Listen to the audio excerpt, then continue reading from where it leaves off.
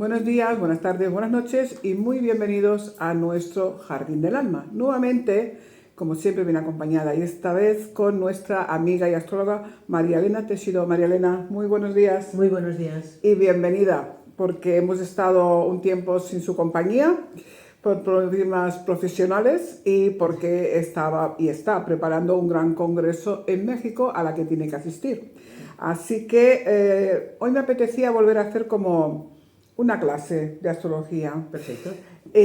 Vamos a hacer pinceladas y preguntas de cosas que a veces escuchamos hablar y no sabemos lo que están hablando. Cuando hablamos de un trígono, ¿de qué hablamos en astrología? Hablamos de una distancia de 120 grados de un punto a otro punto. Un Bien. trígono es siempre una vibración en positivo dentro de la carta. O sea, es un elemento que nos favorece. Es de un lado al otro, pero no tiene por qué ser un triángulo. No. Bueno, a ver, es que hay dos. Un trígono sería esa distancia de 120, de un punto a otro punto, son 120 grados de distancia, entonces ahí se dice que se hace un aspecto en positivo. Un gran triángulo es otra cosa. Un gran triángulo se forma a través de tres trígonos o de tres parcelas de 120 grados que forman un dibujo dentro de la carta, como si fuera un gran triángulo. Vale. ¿La cuadratura? ¿Refiere a un cuadrado o al antagonismo? En este caso serían 90 grados de distancia de un punto a otro. Esto es un aspecto negativo, es una vibración que lo que hace es generar dificultades, problemas, situaciones de tensión, pero que también se puede formar dentro de la carta a veces como la figura de un cuadrado. ¿Vale? Dentro de esa circunferencia se puede colocar un cuadrado con 4 elementos de 90 grados. O sea que y esto sería un punto de tensión. Siempre. O sea que hablamos que estos 4 planetas, estos 4 signos, están en cuadratura, están en tensión entre ellos. Exacto, generan un punto de tensión entre ellos. Muy bien. ¿Qué son los signos fijos? Son los signos, en este caso, son aquellos signos que de alguna forma son muy tozudos. Es para definirlo rápido. Serían en este caso, el que tiene más fama es el signo de Tauro, el siguiente opuesto a Tauro es Escorpio, el otro es Leo y el opuesto a Leo es Acuario. Entonces, a veces alguno de estos tiene fama de que es, no, porque, por ejemplo, sobre todo los Acuarios, no, los Acuarios son muy... No, son extremadamente tozudos. También el hecho de que los signos fijos cada uno pertenece a una naturaleza diferente. Por ejemplo, por eso Tauro tiene más fama de ser tozudo que los otros, porque Tauro es un signo de tierra. Entonces, como tal signo de tierra, lo que nos define es que es como muy centrado, como muy hermético, como muy buscando determinados equilibrios.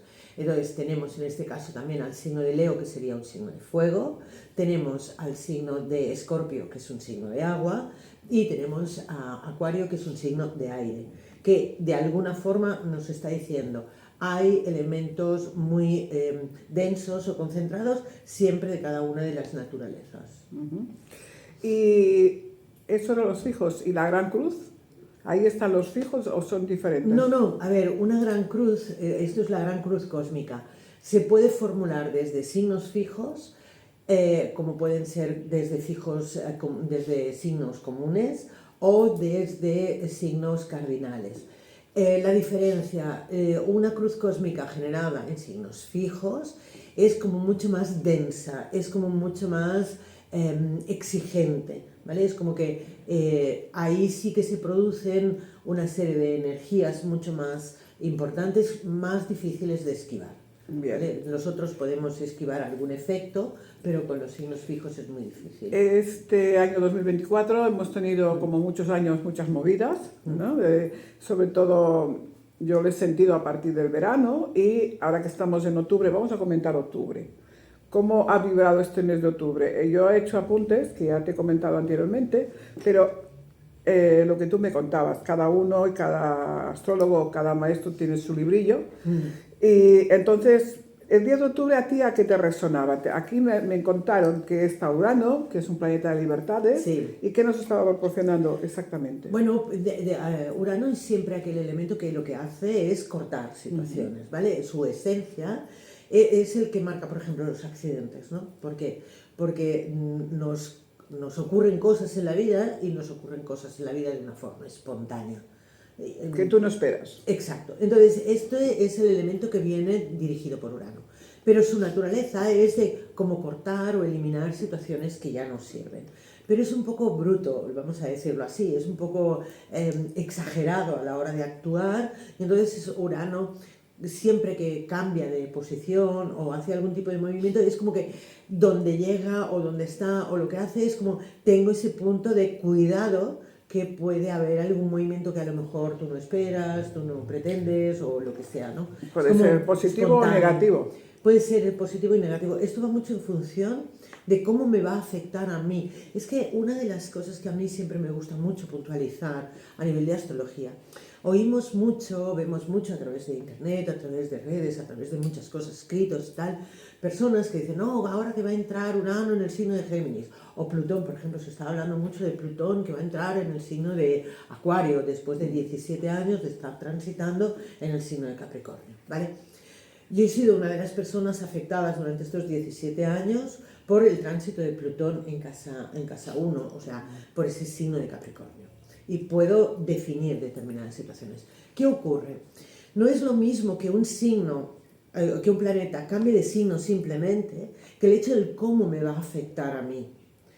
Esto no se tiene en cuenta. La gente escuchamos mensajes que nos dicen, pues va a haber este movimiento, va a haber este otro, se va a producir esta situación o se va a producir nada. Ahora, como me están diciendo que el hecho de que Plutón cambie de signo, entre en el signo de Acuario, va a cambiar la vida para todo el mundo. Cuidado. No. ¿Dónde tú tienes Acuario? ¿Qué te va a estar tocando a ti? Depende de la casa donde se posiciona. Entonces, es muy genérico, o sea, no podemos, es como, te preguntan, a mí me lo han preguntado muchas veces, bueno, y esto de los periódicos que te ponen los signos, tal, pues esto viene a ser lo mismo, lo único que parece más científico por el hecho de que estoy dando una explicación, pero lo importante no es esa explicación, sino en cómo me va a afectar a mí. Cuando hacen esos comentarios, va mucho en lo que sería, pues, por ejemplo, la política, cosas, pero a lo mejor esa situación a mí no me afecta. No me toca, claro. Entonces, es que además cada signo y cada de estos tiene su lugar. ¿Dónde se posiciona? En la 2, en la 3, te va a tocar ese ámbito, pero toda la carta en resto no tiene nada que ver. Lo que te estaba comentando, por ejemplo, uno de los comentarios que se está haciendo mucho ahora es ese Plutón que va a cambiar como mucho a primeros de año. Del año 25, que va a cambiar de signo, va a salir del signo de Acuario, ahí de Capricornio, donde ha estado durante 17 años, sí. ¿Vale? Y va a entrar en el signo de Acuario. Y todo el mundo, bueno, pues Plutón, que además es el gran transformador dentro de Acuario, pues la tecnología, la innovación, el no sé qué. Sí, todo esto en genérico es muy bonito. Pero yo me hago simplemente dos preguntas. ¿Dónde te cae? 2. Yo he vivido estos 17 años a nivel de personalidad del tránsito de Plutón por mi campo personal y lo que sí puedo decir es que hace grandes transformaciones, pero esas transformaciones es como tú las encajas, es como tú las vives, como tú las integras. Cambios va a hacer seguro, porque es un elemento que produce transformaciones importantes. Da un gran proceso de evolución para los seres humanos. Pero el hecho de que esté en Acuario no necesariamente va a cambiar el mundo por completo. Porque además me hago una segunda pregunta. Y la pregunta es, este señor, este Plutón, tarda 250 años en dar una vuelta completa a todo el zodíaco. Sí. A ver, ¿hay algún humano que nos pueda explicar? Yo, si me presentan uno que tenga como mínimo 250 años y me explique qué significó el tránsito de Plutón en Acuario, posiblemente me lo voy a creer. Mientras tanto, estaré a la observación, que creo que es lo que se tiene que hacer cuando hay una situación de este tipo. Tenemos que estar observando qué me produce, cómo me produce, qué me trae, qué no me trae. ¿Qué puedo utilizar esa energía? ¿Cómo la puede desarrollar en mí? Todo eso. Pero decir, mira, es que va a pasar eso... Yo creo que Plutón nos toca a todos en un momento de la vida. Por descontado. A todos nos va a tocar en un momento. A mí, por ejemplo, tú dices, a mí me ha tocado durante 10 años en una casa muy concreto y es una gran revolución para mí. Completamente. Y entonces de ello me puedo dar fe y constancia. Sí, ¿vale? sí, pero te habrá afectado En una esa casa, parcela. en esa parcela, En ese que ya he tenido punto. bastante, no quería dos. Pues imagínate a nivel de personalidad, la gran transformación que me ha hecho hacer a mí. Bueno, Ha pues sido terrorífico. no te digo dónde estaba la mía. Lo dejamos ahí. Lo dejamos ahí. Después también podemos hablar de Urano.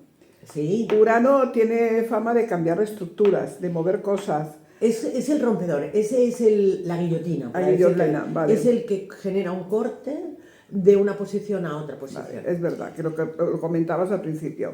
Urano pasa por un signo, tarda 7 años. O sea, ya hace aproximadamente 7 años entró en el signo de Tauro.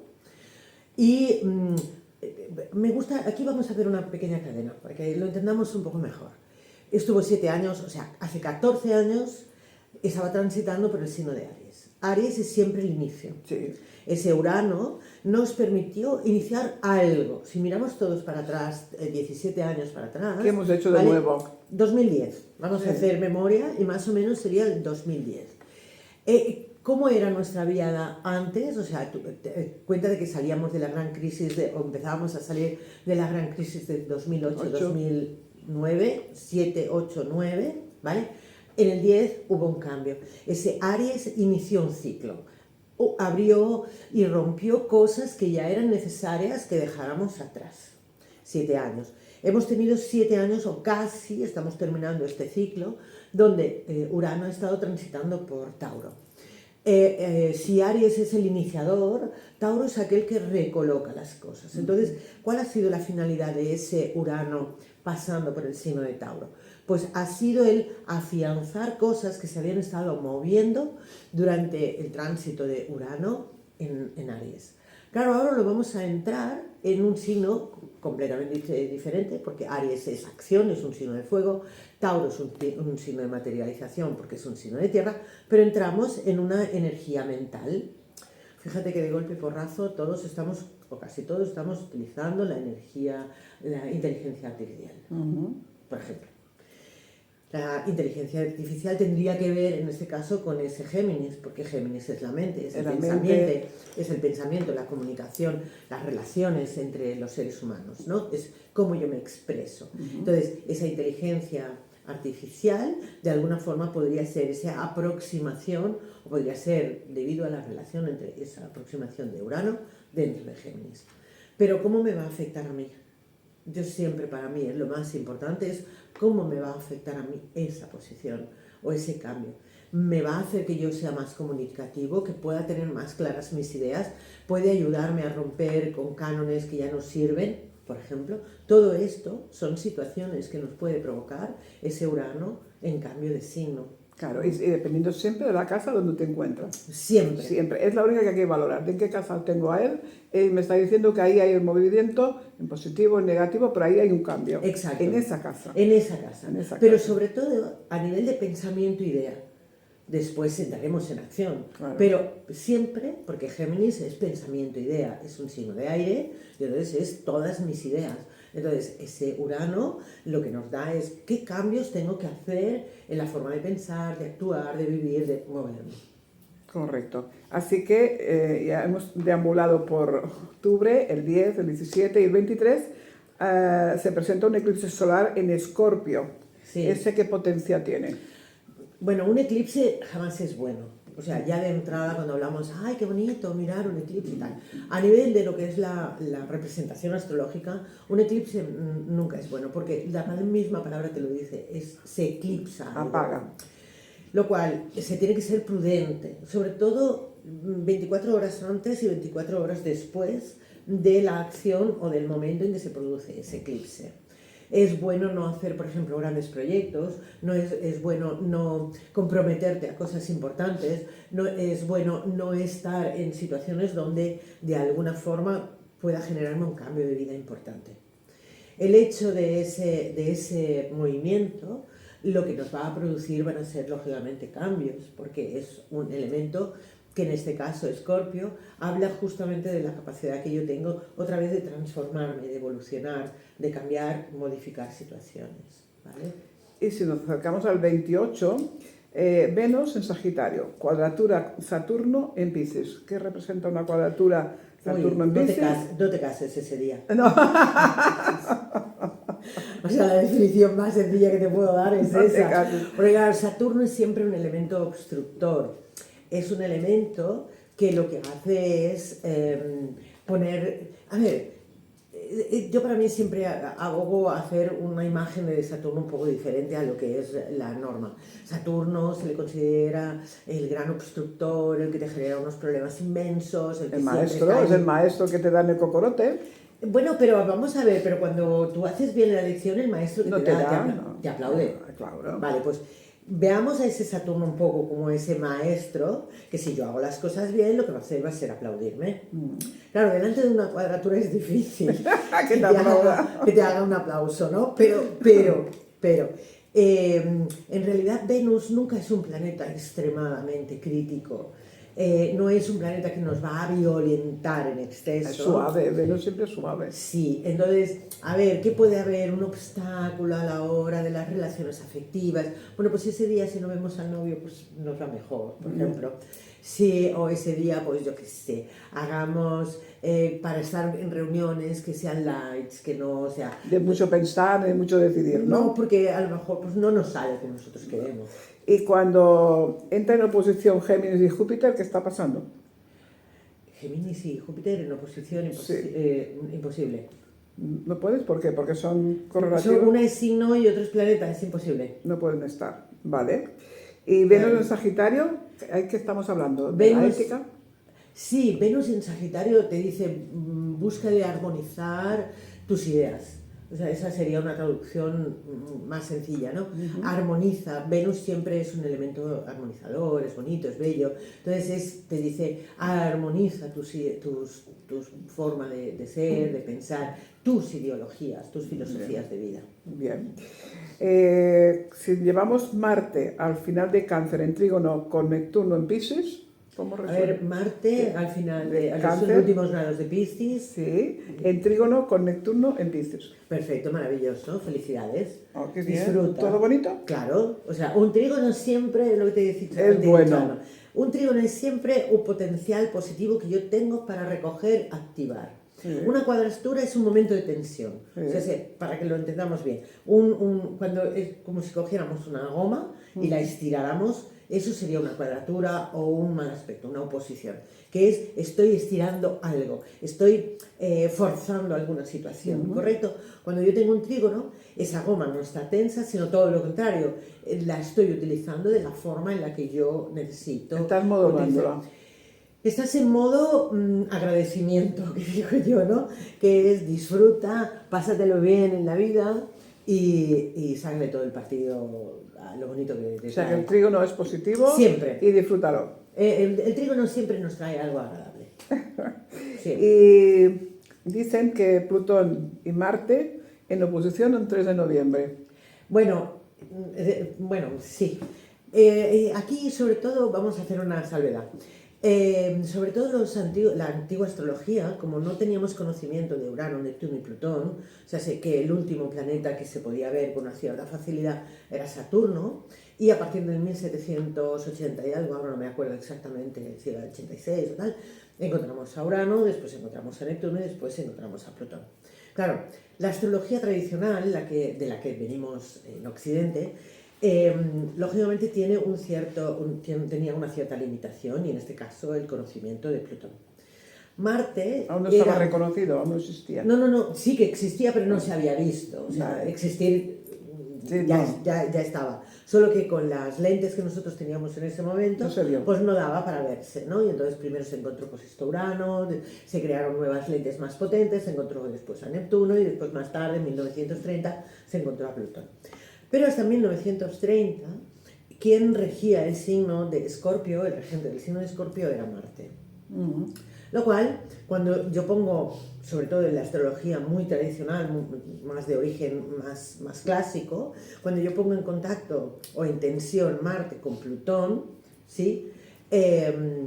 Resulta de que tenemos momentos de tensión, sobre todo en esa astrología antigua, porque Marte se le daban todos esos poderes un poco maquiavélicos que en sí mismo tiene a veces Plutón cuando se pone antipático. ¿Vale? Antipático. Antipático, sí. No, porque yo para mí los planetas nunca son malos, sino si acaso son antipáticos. Bueno, Entonces yo los tengo que medir de diferente forma para yo pasármelo bien y que sean Exacto. simpáticos.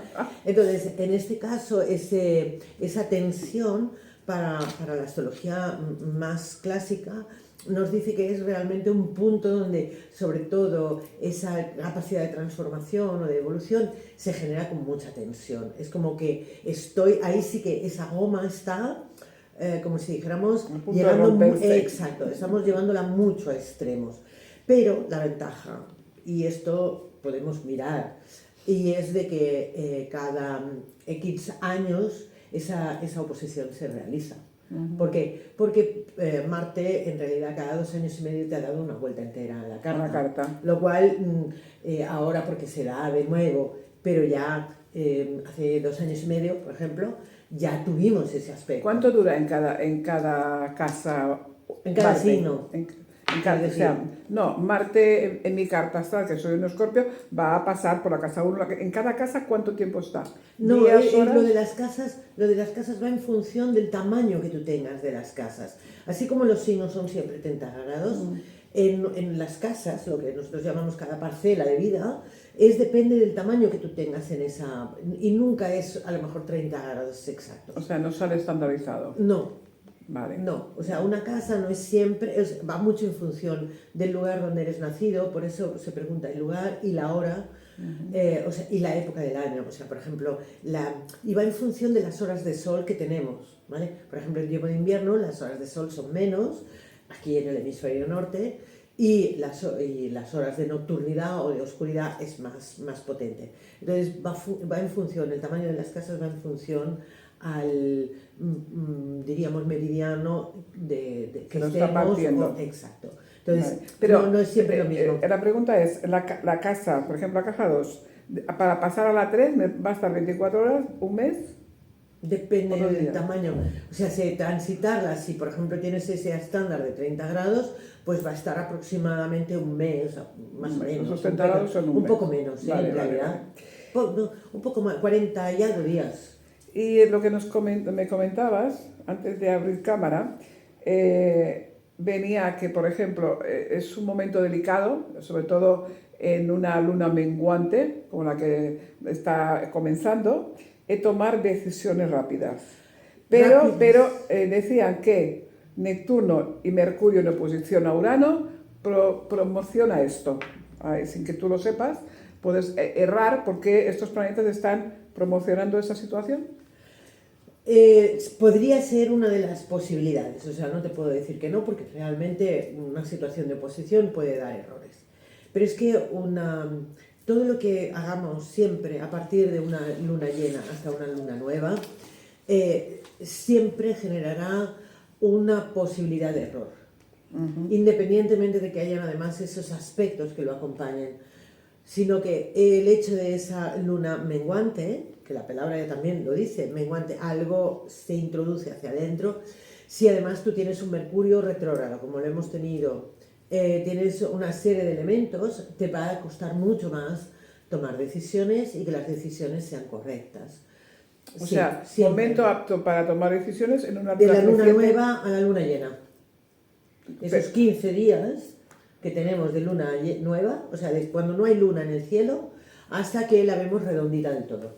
Esos 15 días son de espacio. Esos son mejor. Sí, en ese momento yo puedo tener mucha más fuerza para realizar cualquier proyecto y conseguir cualquier objetivo. Bien, es una buena orientación, ¿no? Sí. Es interesante. Y bueno, lo curioso, por ejemplo, si tenemos un Marte en oposición a Plutón, debe ser la fiesta, ¿no? Sí, lo que te he comentado, un es festival, un elemento de tensión que festival. genera, lógicamente, bastante tensión. Imagínate el trígono de Saturno en cuadratura con Plutón, y Plutón es el regente de Escorpio, aunque antiguamente decías que era Marte, sí. Pero imagínate que nos encontramos un Escorpio con su regente, que es Plutón, que es el que remueve las aguas y todas las porquerías y saca todo lo que no tiene que verse arriba, lo que está debajo de la alfombra, ¿no? Y además tiene un Marte por ahí dando. Debe ser Sí, esos la momentos. fuerza de romper, de enseñar, de... Pero yo es lo que será porque es mi forma de ser, ¿no? Que me gusta ser positivista. A ver, si yo rompo algo, a lo mejor es porque ya no lo necesito. Entonces, puedo tomármelo de dos formas. Hacía falta limpiar. Pues sí. Ah, mira. Entonces, No me pues apetecía, limpiemos. pero al final se ha desbordado Mira. el cubo de agua, Vale. se me ha caído y tengo que fregar. Yo una de las cosas que me encanta de definir de Plutón, por ejemplo, porque él es un gran transformador, ¿vale? Entonces, claro, yo puedo transformar de dos formas. O yo me pongo a buenas a transformar y digo, no, voy allí y me aplico y yo soy quien muevo esa energía y tal. O bien, si estoy bien acomodada a mi silla y digo, no, yo me agarro a mi silla, no me muevo y tal. Y entonces viene Plutón y te dice, perdón. No hay que moverse. Y entonces lo que hace es quitarte o se te rompe La pata. sí, o te caes al suelo porque has apuntado mal a la hora de sentarte. O sea, él de alguna forma o de otra, si considera que en tu carta ahora está marcado que haya un momento de transformación, desde luego lo que no te va a dejar es quieto. No. Sea con cuadraturas o sea con trígonos, ya te aseguro yo que no te va a dejar quietos. Porque yo una de las cosas que hace muchos años, yo hice un trabajo en el año 88, me parece que hace muchos años, hice un trabajo justamente con Plutón. Interesante. O sea, tengo un máster en Plutón. Entonces yo me di cuenta de que aunque haga trígonos, es un señor que cuando te dice muévete, Muévete. preferible que te muevas. Si no te tira. ¿Sí? Mira. Y eso es un poco lo que yo digo, esa parte maquiavélica que tiene Plutón, que es, yo te estoy pidiendo que hagas un movimiento, hazlo. Entonces, claro, los seres humanos que nos gusta tener es la sensación de seguridad y de dominio, Que estamos bien cuando te asentados. viene un elemento de estos y te dice, muévete, pues lo llevas Pues mal. muévete. Pues lo muévete llevas- que no te escapas. Pues lo llevas mal, Lo ¿no? llevas. Que se dice... Si nos encontramos con la luna nueva en la casa 2 de Escorpio, es positivo, ¿no? La casa 2 es la riqueza, es las Sí. posesiones. Sí, podría ser un elemento donde, pero también puede ser riqueza afectiva, puede ser que yo aprenda a quererme mucho más de lo que me he querido hasta ese momento. Vamos a aprender algo seguro. Seguro. Bueno, podríamos seguir hablando mucho más. Sí. Pero vamos a dejarnos con buen sabor de boca. Vale. Y os vamos a convidar a que vengáis con nosotros al jardín próximamente, al lado de María Elena, y seguiremos hablando de esas formas de ver diferente esa astrología que a todos nos suena y nos resuena, pero muy poquitos entendemos, ¿no? O sea, no nos podemos bajar a la astrología como algo de patio de colegio o de conversaciones de café, sino que creo que hay que profundizarla mucho más y analizarla de una forma muy coherente, porque la palabra astrología viene de hace muchísimos siglos atrás, con mucha información.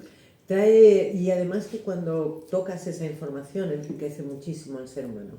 Seguro, porque va a informar, pero va a formar también a esa persona día por día. Por descontado. Bueno, recordaros, María Elena se nos va a México, a este congreso maravilloso de astrología a la que está convidada, a exponer su tema. Sí. Y que ha estado mucho tiempo escribiéndolo y formando. ¿Nos puedes dar una pincelada de qué va tu tema? Bueno, voy a hablar un poco de las programaciones erróneas, que ya lo hablamos en uno de los de esto, pero le voy a dar una orientación o una visión un poco más amplia. Los que no vamos a ver en directo porque no puedo ir a México, te vamos a ver en diferido. Bueno, se puede contactar con el congreso, que son el 22, 23 y 24 de noviembre. ¿Sí? Y se puede hacer a través de online. Se puede. Sí. ¿Y después nos dejarás un enlace de contacto en algún sitio? Sí, tengo forma. Vale. Sí. Y así ustedes se pueden acercar más al tema y a ver a María Elena y a otros grandes profesionales. ¿Cuántos más están convidados? Pues hay bastante. Somos, me parece que 12 o 15. Bueno, pues hay tema para bastante. Bueno, porque son 3 días intensivos que hacemos. Bueno, empezamos en realidad el congreso son el sábado y el domingo. Las conferencias son, y además algunas realmente creo que muy interesantes, hasta para mí, lógicamente, porque nosotros también crecemos a través de lo que hacen y experimentan otros compañeros. y realmente es como muy enriquecedor. Seguro. Pero el congreso empieza el sábado por la mañana, que es, si no me equivoco, el 23, y termina No, el 23 de 23 es noviembre. jueves. Ah, de noviembre, De perdóname. noviembre. Estoy con Y octubre. el 24 es domingo y terminamos. Pues, Pero el después último- de esas presentaciones hay debates sí, algunas o preguntas cosas. Sí. y tal. Sí. Porque, Yo espero que hayan, porque yo eso tengo... motiva mucho, ¿no? Sí, a mí personalmente me gusta un poquillo Es que muy pues, bonito. Supongo que el lugar que han escogido es grande, es cómodo, se prevé no he mucha estado, gente. mira, una de las cosas que me atrae muchísimo de hacer este congreso y de ir allí y participar es que hace muchos años que voy detrás de poder pisar la Tierra de México. Ah, Es mira. curiosísimo. Y por fin llegó esa oportunidad. Porque he estado en otros lugares, pero México siempre se me ha resistido. Pues nada, Y ya le ahora, toca. y ahora tengo la oportunidad de poder estar y tengo ganas. Yo espero verla cuando vuelva de México, Sí. así nos cuenta muchas más cosas Ujú. y que sobre todo que lo has disfrutado y lo has vivido plenamente. Seguro. Gracias por estar ti. con nosotros, gracias a ustedes por seguirnos, gracias por los likes que nos dan y próximamente la volveremos a tener con nosotros, os lo prometo. Gracias.